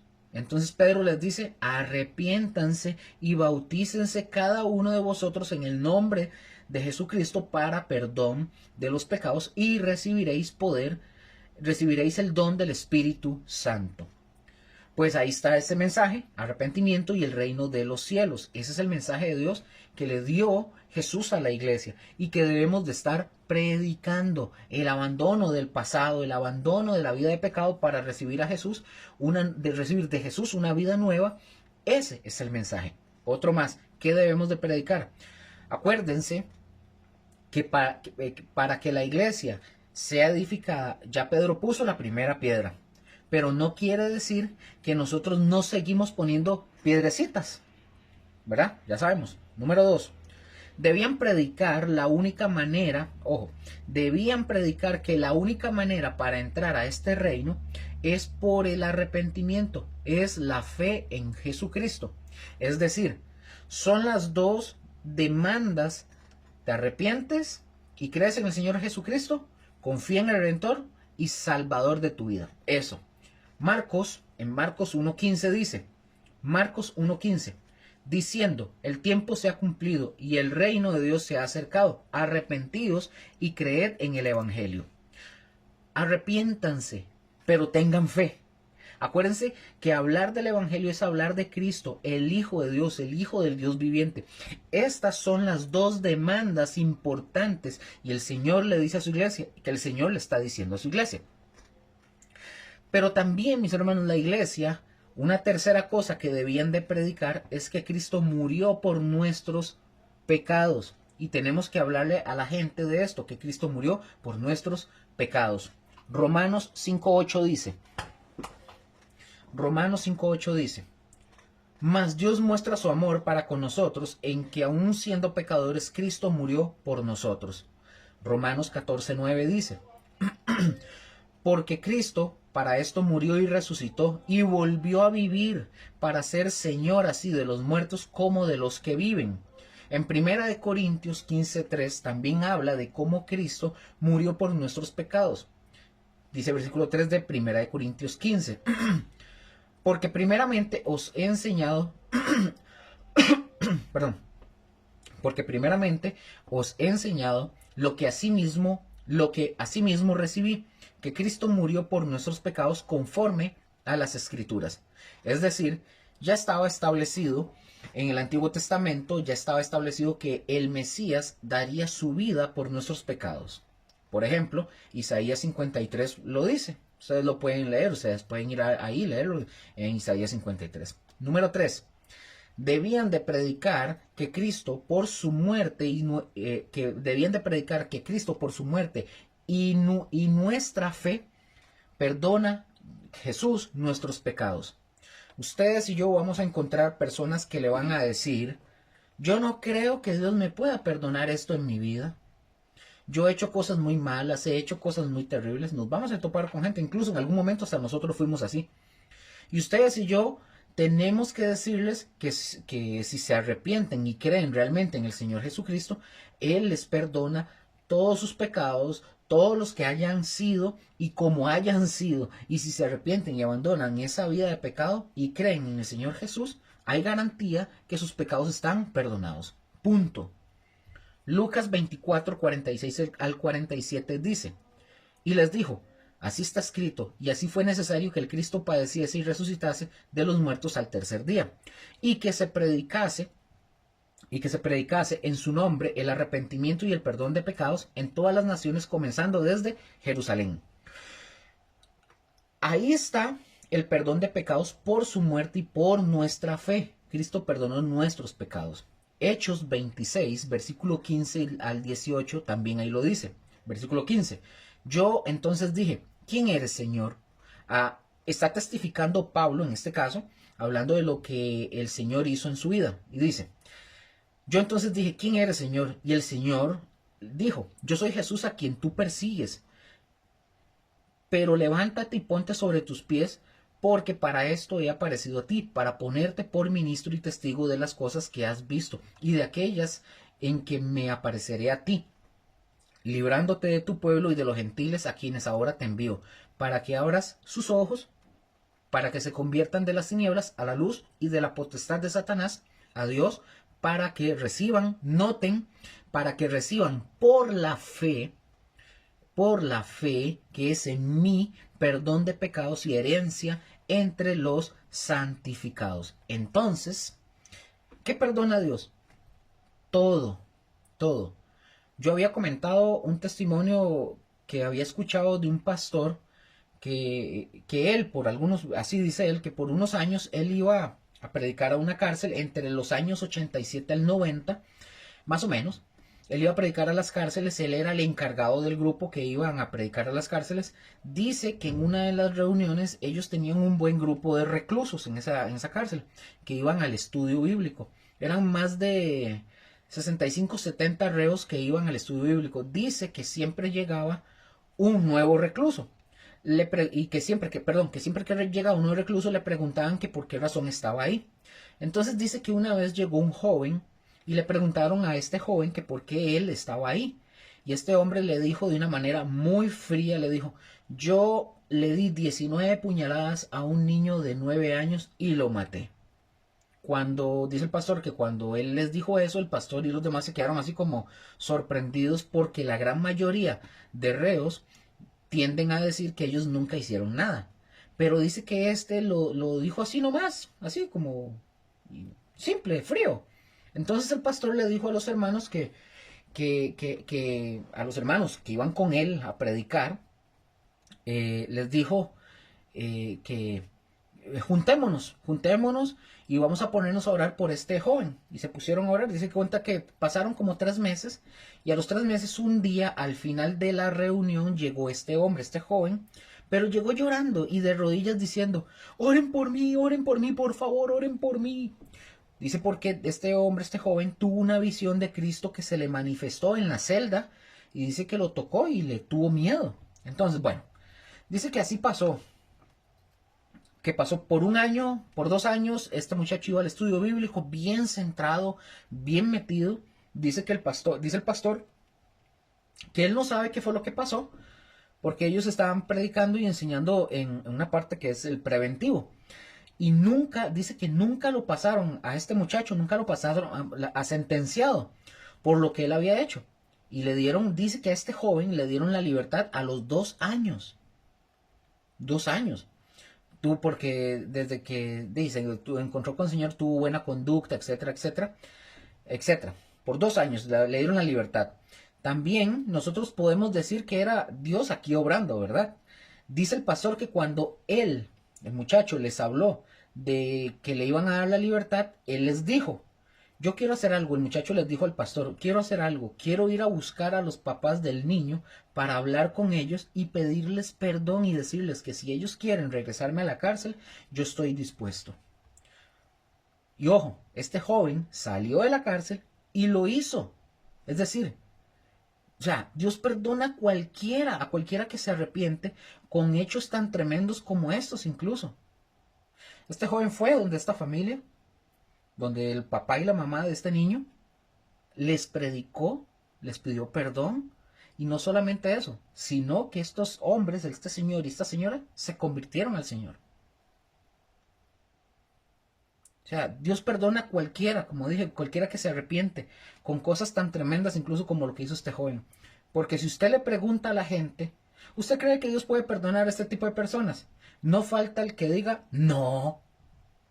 Pues sí, eso es un hecho muy fuerte.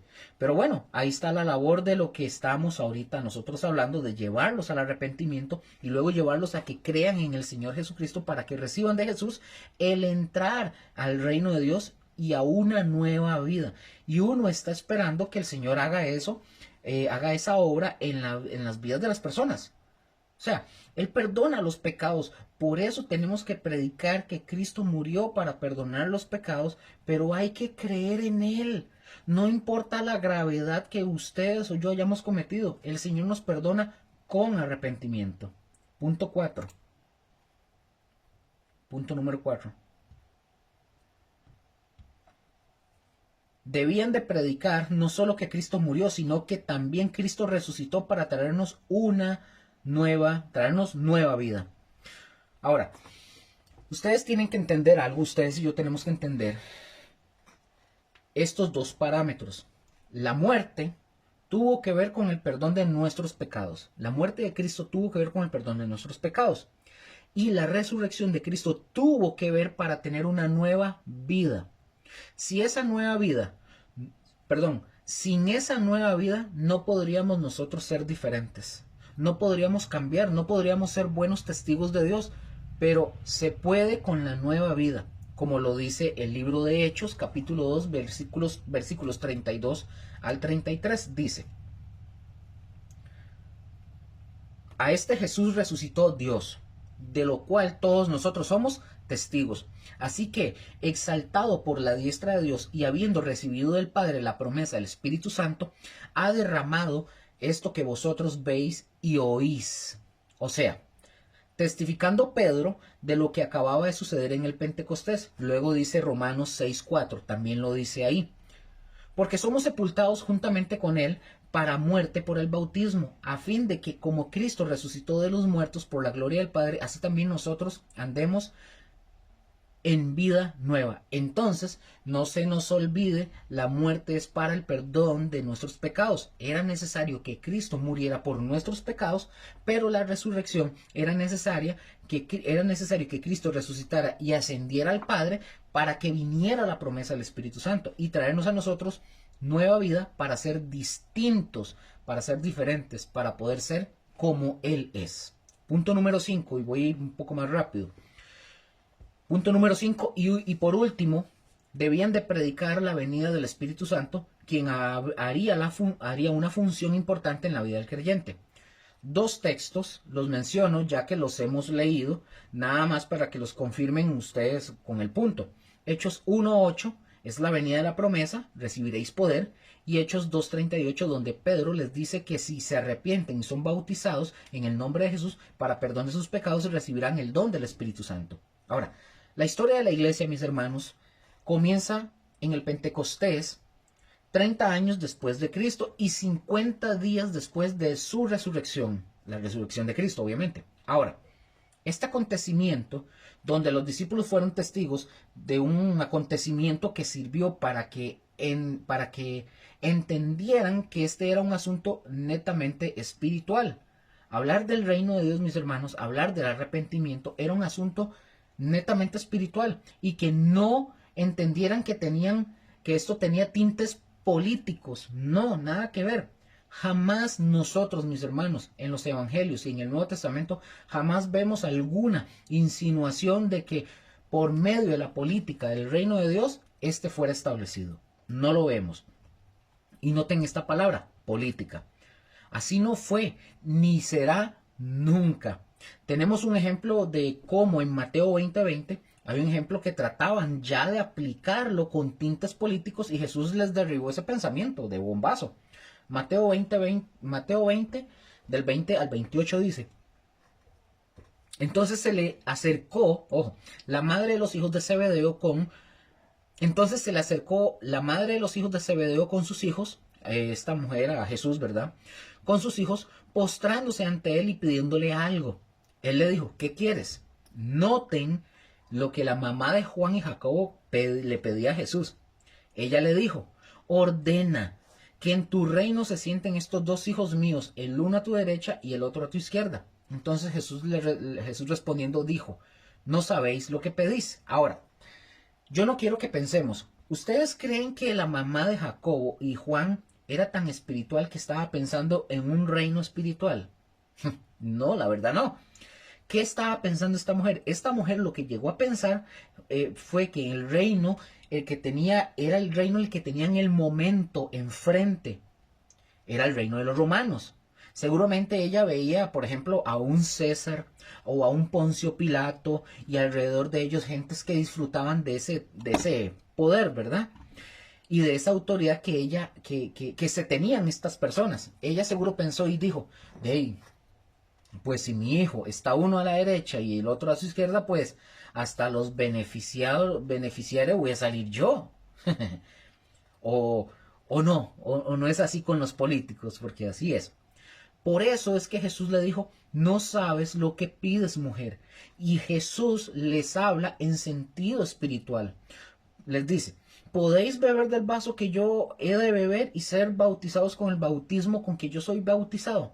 En esto consiste el reino de Dios, mis hermanos, porque el bautismo y la bebida que hablaba Jesús estaba refiriéndose a sus sufrimientos y los sufrimientos que tenían que ver con traer una vida espiritual. Y ellos le dijeron, los dos hermanos: podemos, ¿verdad? Pero así. Y Jesús les dijo: a la verdad de mi vaso beberéis y con el bautismo con que yo soy bautizado, seréis bautizados. Es decir, Jesús les estaba diciendo, de seguro, por seguirme, ustedes van a sufrir. Y eso es parte del reino, mis hermanos, así de simple. Realmente estar en el reino de Dios no es comodidad. Estar en el reino de Dios es padecer. Van a sufrir, vamos a sufrir, pero por causa de Cristo Jesús. Pero sigue diciendo el Señor, pero el sentaros a mi derecha y a mi izquierda no es mío darlo, sino aquellos para quienes está preparado por mi Padre. Cuando los 10 oyeron esto, se enojaron contra los 2 hermanos. ¿Por qué se enojaron los otros 10? Digo otra vez. ¿Por qué se enojaron? ¿Qué estaban buscando? Un puesto, un hueso político, porque pensaban que el reino de Cristo iba a venir literalmente, iba a arrasar con el imperio romano. Ellos pensaban eso. Todavía ellos traían en su cabeza esto, en su cabeza, como todos los judíos, eso era lo que pensaban. Por eso se enojaron. ¿Por qué, Luker? Porque aparte no falta la rivalidad, no faltaba la competencia. Así de sencillo. Ay, ¿qué va? Por ejemplo, decía un pastor que cuenta una historia y él dice que algunos, por ejemplo, esta historia que les voy a, es real, lo escuché de un pastor que dice que se le acercaban, a que le mencionaban, vamos a ver, el mismo de la historia que les conté ahorita anteriormente, dice él, que se le acercaban algunas personas al pastor de él, al pastor general, le mencionaban y le decían, oye, ¿no te da miedo que alrededor de usted haya gente que predique y que lo haga muy bien?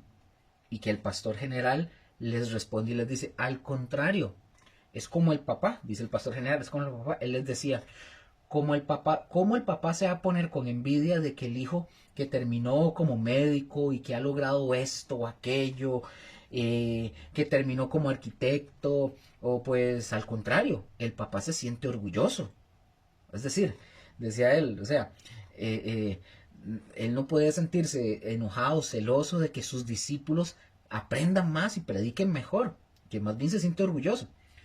Claro, dice él en la historia, claro, a lo mejor él no se va a sentir, el pastor general no se va a sentir orgulloso si alguien de todos los pastores, ¿verdad? Entre estos, el que está comentando esta historia, que de alguna manera han sido instruidos y enseñados por él, que de alguna manera tomen una actitud como la que estaban tomando aquí estos discípulos en Mateo, ahorita que acabamos de leer, donde se busque solamente con interés una posición. Eso ya es política, decía este pastor. Entonces, para continuar, se enojaron por eso. O sea, se enojaron por eso. Y por eso Jesús les tuvo que enseñar y les dijo, versículo 25. Entonces Jesús llamándolos dijo, sabéis que los gobernantes de las naciones enseñorean de ellas, y los que son grandes ejercen sobre ellas potestad. Versículo 26. Mas entre vosotros no será así, sino que el que quiera hacerse grande entre vosotros será vuestro servidor. Así de simple. Así de sencillo. No tenemos que pensar otra cosa más que decir. O sea, ¿usted quiere ser grande en el reino de Dios? Sea un esclavo de los demás. Sirvan. No estemos pensando en este tipo de cosas como estas. Y lo comento porque muchos, al igual que yo, necesitamos madurar también. Y creo que todos o muchos nos ha pasado y llegamos a pensar al principio cuando uno empieza, ¿verdad? En esto, ay, es que yo lo hago mejor que fulano, yo tengo mejores capacidades. Yo no sé si a ustedes les pasó. Y si a ustedes no les pasó, pues gracias a Dios, pero a mí sí me pasó. Y el Señor me tuvo que enseñar y aprendí y todavía sigo aprendiendo que no es así. Qué bonito decir que hay que servir y que hay que dar y que hay que hacer y que vean que la recompensa viene arriba y todo eso es muy bonito y que Dios te va a respaldar.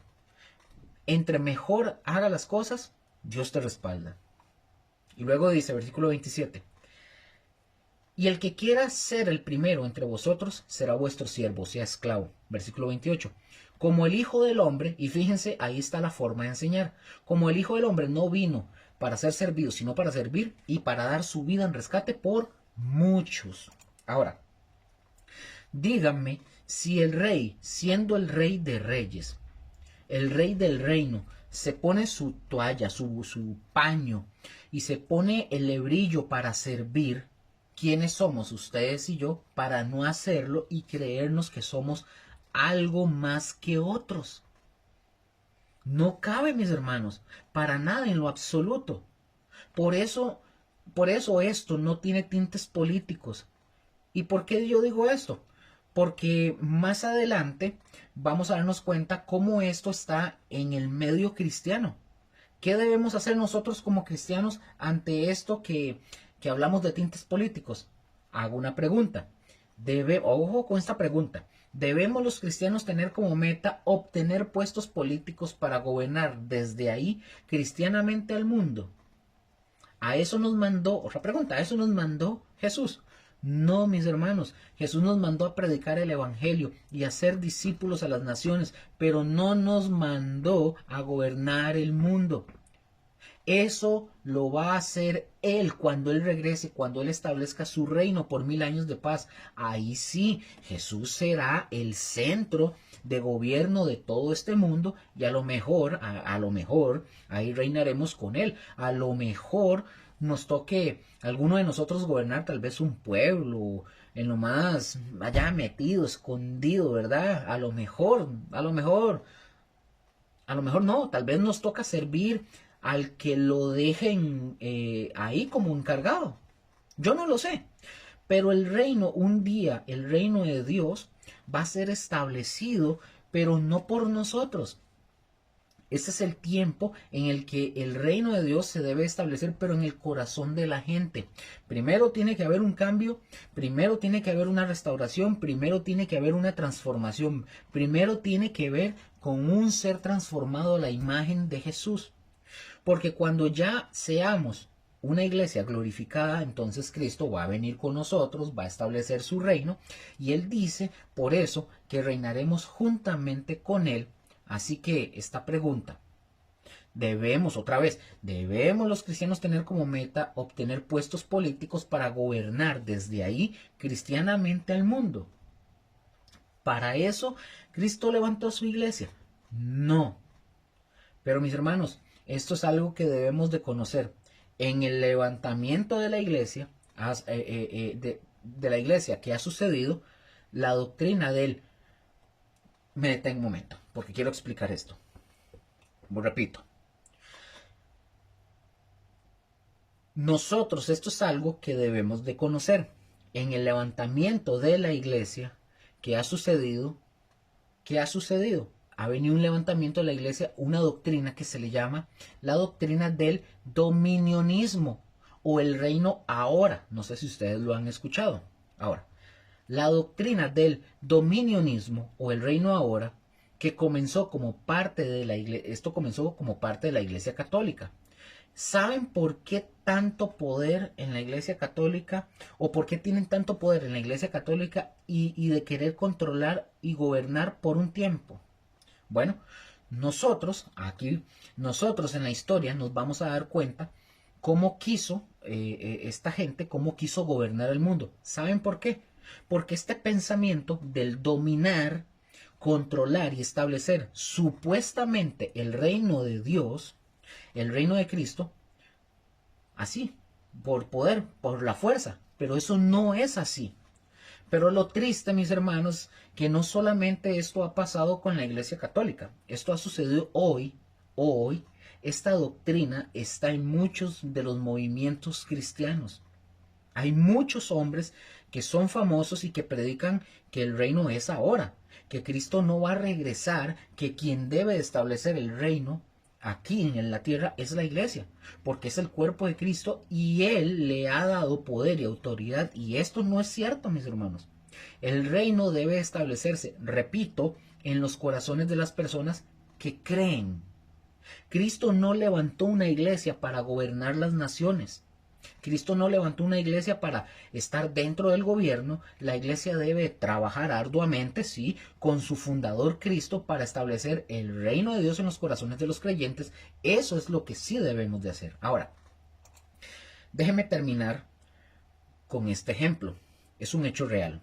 Una mujer en un país del sur, no recuerdo, le soy sincero, no recuerdo si fue en Perú o en Ecuador, esto pasó ya años atrás. Esta mujer era una pastora de una iglesia y ella comenzó a decir que Dios le había dicho que se lanzara para la presidencia de la república de ese país. Cuando ella anunció esto, hubo varios profetas, entre comillas, ¿verdad?, que organizaron con ella un evento masivo en su país. Repito, no recuerdo si fue Ecuador o en Perú. Y en este evento masivo, los profetas, en voz alta y delante de toda la gente, se atrevieron a decir que Dios iba a hacer a través de esta mujer una nación santa y que la usaría como presidenta. Ahora, bueno, voy a continuar, ya les digo otra cosa. Esta mujer todavía, de una forma muy, pero muy atrevida, la entrevistaron en la televisión y ella le dijo a la televisora, así ella dijo, Dios me dijo que yo voy a quedar como presidenta. Dios me dijo ella. Cuando vinieron las elecciones, no sacó pero ni el 1% de los votos de su país, como le pasó a Fabricio Alvarado. Ustedes se acordarán, con Fabricio Alvarado llegó un pseudo profeta a decir que él iba a ser el presidente en las elecciones cuando estaba con Carlos Alvarado y le profetizó que él iba a ser el presidente de esto y del otro. Pregunta del millón, ¿Dios se equivocó? Yo diría que para nada. Yo diría más bien que Dios avergonzó a aquellos que estaban haciendo lo que Dios no ha dicho, lo que Dios no ha ordenado en su palabra. Conozco, o mejor dicho, he visto pastores que están dejando, por ejemplo, están dejando el pastorado para meterse en la política, o han dejado el pastorado para meterse en la política. Como le pongo el ejemplo, digamos, de estos, como esta mujer, que Dios dijo, y el otro dijo que iba a quedar de presidente y no quedó, o sea, por favor. Un pastor, de una historia que escuché, también para ir terminando, de una historia que escuché, dice que hace muchos años un joven que iba a su iglesia a estudios bíblicos era un gringo. Dice que este hombre era el pastor, el gringo, ¿verdad? El pastor. Dejó el pastorado para hacerse director de un colegio. Era un gringo, dejó el pastorado para hacerse director de un colegio porque esto, dice él, que le dejaba más plata y tenía más autoridad. Pero también nosotros no estamos exentos de esto, mis hermanos. Nosotros podríamos desviarnos, pero tenemos que entender que esto no es así. Dios no se equivoca, mis hermanos. Entonces, desde el Pentecostés, para ir finalizando, desde el Pentecostés, el Espíritu Santo ha morado en aquellos que han nacido de nuevo y son los que forman la verdadera iglesia de Cristo, porque sin Espíritu Santo no hay iglesia. Punto y amén. El Espíritu Santo no mora o habita en un sistema eclesiástico o en una estructura organizada. Repito, el Espíritu Santo no mora en un sistema eclesiástico o en una estructura organizada, sino en el corazón de los que son lavados por la sangre del Cordero. Así de sencillo. Dos textos y terminamos con esto. Primera de Corintios, capítulo 3, versículo 16 al 17 dice: ¿No sabéis que sois templo de Dios y que el Espíritu de Dios mora en vosotros? Si alguno destruyera el templo de Dios, Dios le destruirá a él, porque el templo de Dios, el cual sois vosotros, santo es. Y primera de Corintios 6, 19 al 20 dice: ¿O ignoráis que vuestro cuerpo es el templo del Espíritu Santo, el cual está en vosotros, el cual tenéis de Dios, y que no sois vuestros? Porque habéis sido comprados por precio. Glorificad pues a Dios en vuestro cuerpo y en vuestro espíritu, los cuales son de Dios. Y termino. Recuerden, sin Espíritu Santo no hay iglesia. Amén. La iglesia comienza con el Espíritu Santo. Y seguiremos con los inicios de la iglesia para luego ir entrando a todos los detalles de esta historia, de la que vamos a aprender muchas cosas y nos vamos a sorprender de muchísimas cosas. El Señor me los continúe bendiciendo. Nos vemos en la siguiente lección. Chao. Bye bye.